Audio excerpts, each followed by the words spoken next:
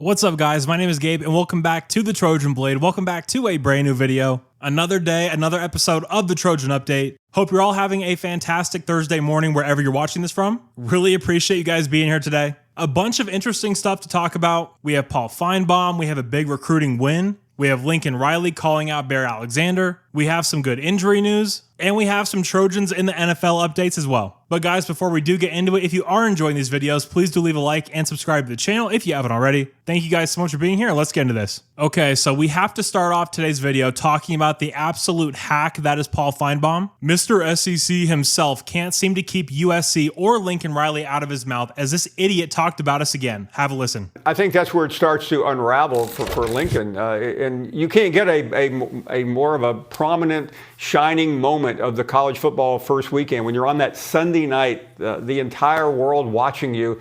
And I fully expect Lincoln Riley to show what an average coach he is against, to me, a coach who can be elite at times, and that's Brian Kelly of LSU.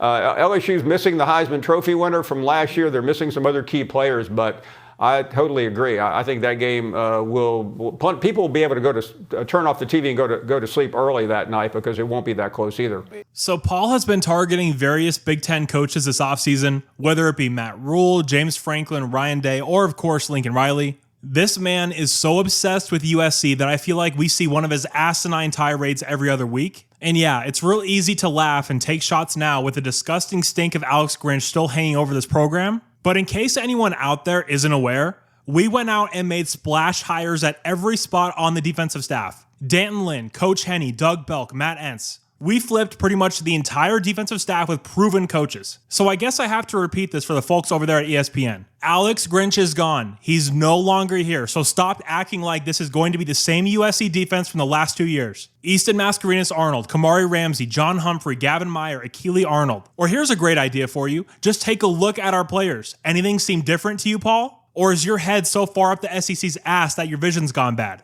Brian Kelly can be elite, but Lincoln can't? Really? What has Brian done that Lincoln hasn't? How many CFP appearances does Kelly have? 2. Lincoln has 3. Their arguments have 1,000 holes in them, and ESPN is an absolute joke. I can't wait for the season to start. I believe in this team. I believe in Lincoln Riley. I believe in Miller Moss. I believe in Jed Mayava. I believe in the goddamn Water Boys to do the best job they can. Was retaining Alex Grinch a catastrophic and horrific decision? Yes. But Lincoln got rid of him and made major improvements across the board. After we kick LSU's ass in Las Vegas, let's see what that bald asshole has to say. That's my rant. Let me know your thoughts down below. We do also have some other fan reaction on this. I want to play a clip from my guy 916 Trojan over on Twitter. Please go give him a follow. His profile is linked down in the description. This dude, Paul Finebaum, whatever his name is being very consistent with the USC hate, man. I just can't wait for the season to start, man. I'm tired of talking. I'm tired of the hate. I'm tired of the fans trolling with the same old narrative with the, you guys can't play defense. Like, I just didn't see USC brought in some great coaches, and the players have grown massively larger than what they've been in the past. The receipts are stacking, and the season is starting very soon. So I hope y'all ready, because all the fans that I know from USC got bookmarks, receipts. We ready. I cannot wait. But yeah, man, my 2 cents. Y'all have a good Tuesday. So yeah, I completely agree with him there, spot on. And again, please do give him a follow. He does a great job over on Twitter. All right, now let's take a breath. Let's regroup. Let's calm down. Okay, now moving on to some positive news. Of course, we had the injury scare with left tackle Elijah Page a few days ago at practice, but he was full go yesterday. He was just dealing with cramps like was previously reported. So very good news. Thank God. We cannot afford anything to happen to Elijah. There are a few players on this team that if they go down, it could be really bad news for SC, and he's definitely one of them. So very good news there on the injury front. All right, next up, we had some very interesting comments from Lincoln Riley 2 days ago during his presser. He was asked about Bear Alexander and his motor and how he's coming along. And I don't just want to summarize what he said. I want you guys to hear the entire thing because I think it's very important. So I'll play it for you right now, and I'll talk to you guys in a minute. Lincoln Bear and Coach Henney talked about Bear's consistency in his motor and that being better in this season. How have you seen him kind of respond to that challenge, and how important is it that he does sort of live up to that motor, that consistency for this defensive line to improve? It's really important. I mean, it's he missed the majority of spring, and so this camp is really important for him to get going in terms of what we're doing defensively. And I know we've talked a lot about the defensive line changes and how we're playing and schematically and all that. So it's a very, very important camp for him. He's shown that he's got the ability to be an explosive player, but he's also, been a player that his inconsistencies have hurt us. Like any other player's inconsistencies are going to hurt you. So, whether it's effort all the time, whether it's being in the correct gap, playing blocks the way that we want to play them, aligning correctly, it's like all those little things where you step up from being a guy that flashes to a guy that, like what I truly term a great player. Like, I think the outside you term great player, and a lot of people think of, well, did I see a couple highlight plays or a sack here, or this play that ended up on the highlights? Like, that ain't a great player. That's a great play. A great player is somebody that does just routine things over and over and over. Their bad plays are not very bad, and then they're capable of having a really good play here and there. And that's, we need him to take more steps in that direction. I think he's got great intent to do it. And but this, like I said, this stretch for him is going to be very, very important.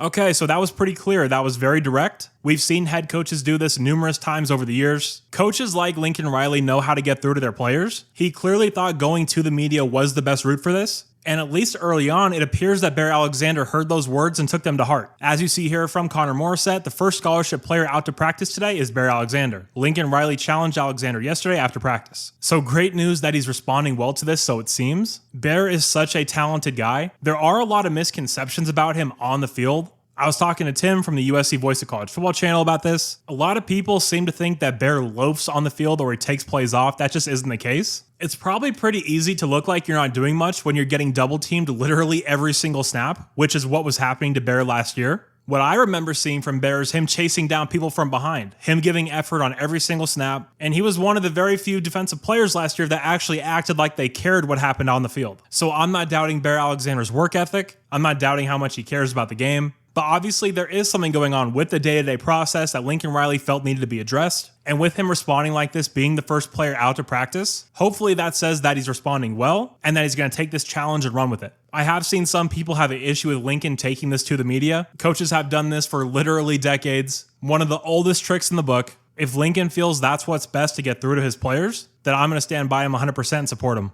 All right, next up, another win in recruiting as USC flipped UCF commit Kendarius Reddick. Kendarius is a 6', 185-pound defensive back from Thomasville, Georgia, class of 2025. 4-star in the 247 Sports Composite, number 13 safety, number 14 player in the state of Georgia. This is a player I'm a huge fan of. Again, as I talked about in the Danton Lynn scheme video, fits exactly what Coach Lynn is looking for from his DBs. Extremely versatile, can play press man, can play zone, can come up and tackle. Very aggressive on the ball. This is a kid that tracks the football extremely well, like a true center fielder out there. For me, I really do see him thriving in that single high role. He has the speed, he has the smarts, he has the instincts. Being able to come out and cover one and trust your deep safety is a huge, huge asset to have. And with all commits in 2024, I just hope it sticks. Would be a very nice addition to this class. USC still recruiting defensive players from the state of Georgia at a very high level. So whatever we're saying to those kids, it's clearly working. And again, just hope we can get this one over the line. All right, next up, the AP poll did finally drop. You see it up on your screen now. USC does come in at number 23, which again, same thing as the coaches poll. When you say USC comes in at 23, my immediate thought was it's a little low, but I can understand where people are coming from. But then you look at the teams above us, specifically LSU, that's a full 10 spots ahead.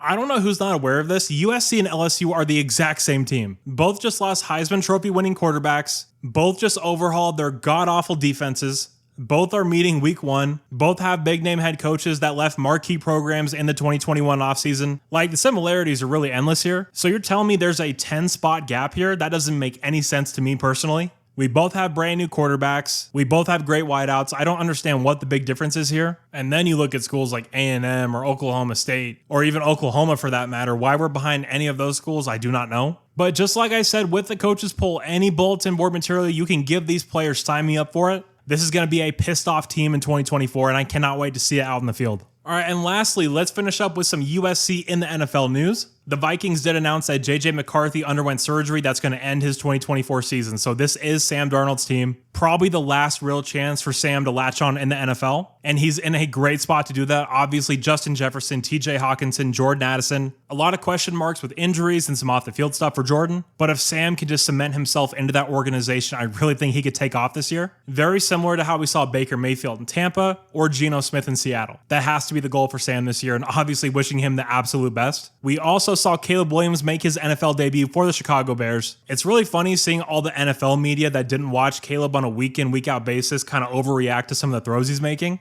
Because for us as USC fans, those are very normal for us to see.